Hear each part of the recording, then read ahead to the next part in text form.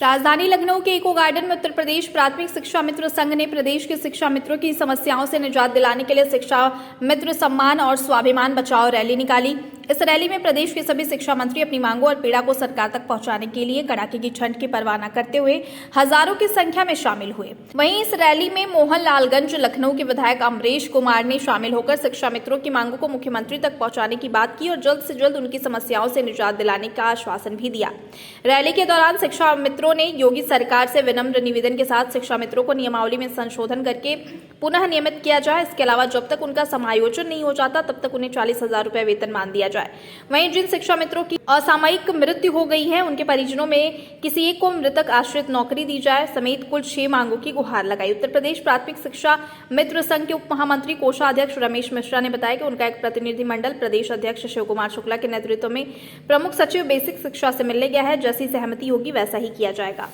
शिक्षा मित्रों के समर्थन में हम आए हुए हैं। शिक्षा मित्रों की बात जो है हम पहुंचाएंगे अपनी सरकार में कि शिक्षा मित्रों के साथ जो है सही काम हो और उनको भी जो इच्छाएं हैं मार्गदर्शन उनको सरकार से हमारी मिले, क्योंकि इससे पहले भी हमारी सरकार के द्वारा जो मानदेय बढ़ा था तो कहीं न कहीं हम लोग हमारे सांसद जी बड़ी लड़ाई लड़े थे इस पे, तब जाके 3200 से 10,000 हुआ था।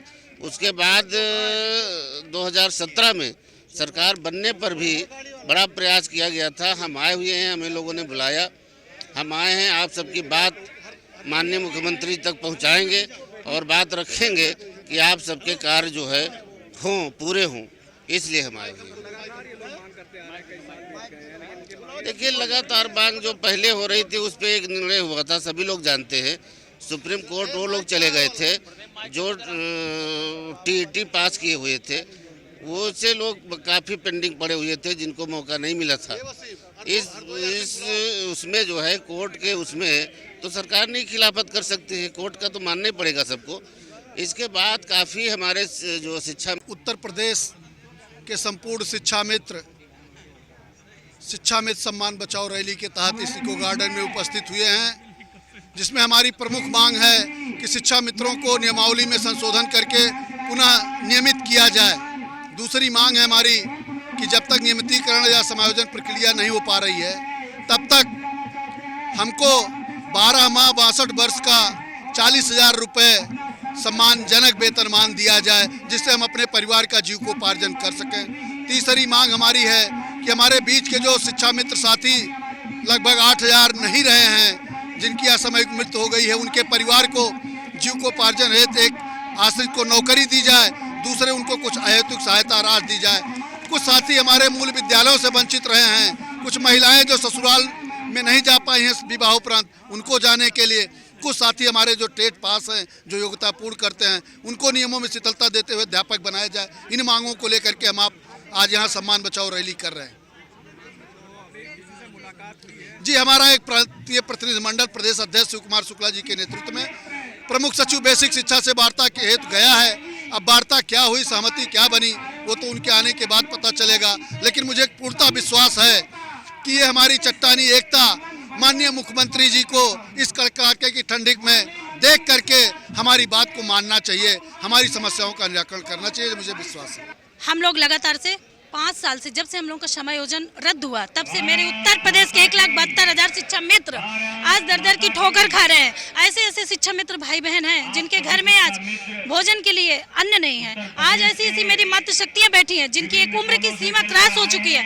आज ऐसे पड़ाव में शिक्षा मित्र जा चुका है कि ना वो इधर का रहा ना उधर का रहा।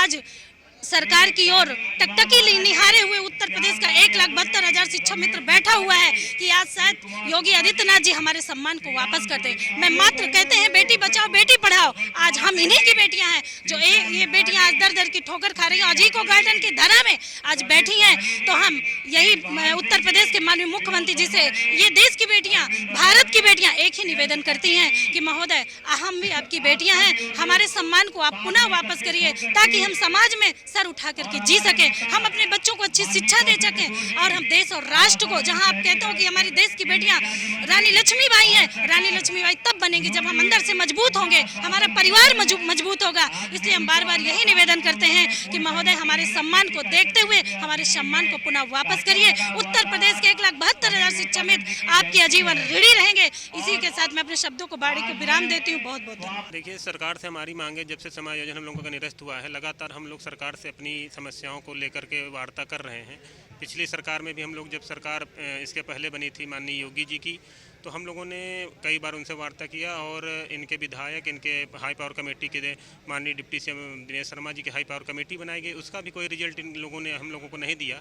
तो जब से समायोजन निरस्त हुआ, हमारा जो वेतन मिलता था 40,000 रुपये, वो घटा करके 10,000 रुपये मानदेय पर कर दिया गया। तो इस कम मानदेय में शिक्षा मित्रों का जीविकोपार्जन नहीं हो पा रहा, उनका परिवार का भरण पोषण नहीं हो पा रहा है। तो हम लोग लगातार सरकार से अपने समस्याओं के निराकरण के लिए मांग करते रहे हैं, जो कि पिछले सरकार में नहीं हो पाया। वर्तमान सरकार बनी, वर्तमान सरकार में कोरोना काल के बाद भी ये पहला प्रदर्शन हम लोगों का ब्लॉक स्तर पर शुरू हुआ, जो 25 दिसंबर को हम लोग माननीय स्वर्गीय अटल बिहारी वाजपेयी जी के जन्म दिवस पर हम लोगों ने ब्लॉक में कार्यक्रम किया।